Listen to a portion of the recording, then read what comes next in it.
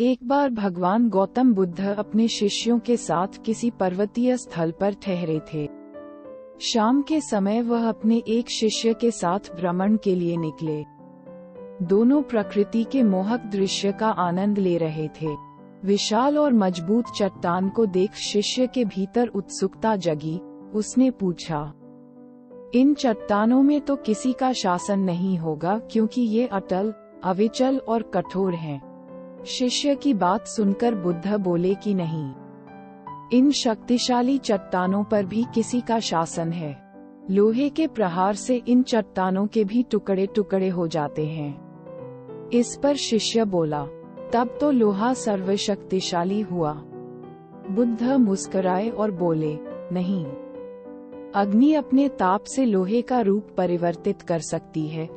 उन्हें धैर्यपूर्वक सुन रहा शिष्य बोला, इसका मतलब अग्नि सबसे शक्तिवान है। बुद्ध ने फिर उसी भाव से उत्तर दिया, नहीं, जल अग्नि की उष्णता को शीतलता में परिवर्तित कर देता है तथा अग्नि को शांत कर देता है। शिष्य कुछ सोचने लग गया। बुद्ध समझ गए थे कि उसकी जिज्ञासा अब भी पूरी तरह शांत नहीं हुई है। शिष्य ने फिर सवाल किया, आखिर जल पर किसका शासन है? भगवान बुद्ध ने उत्तर दिया, वायु का। वायु का वेग जल की दिशा को बदल देता है। शिष्य कुछ कहता इससे पहले ही बुद्ध ने कहा कि अब तुम कहोगे पवन सबसे शक्तिशाली हुआ। नहीं, पवन सबसे शक्तिशाली नहीं है।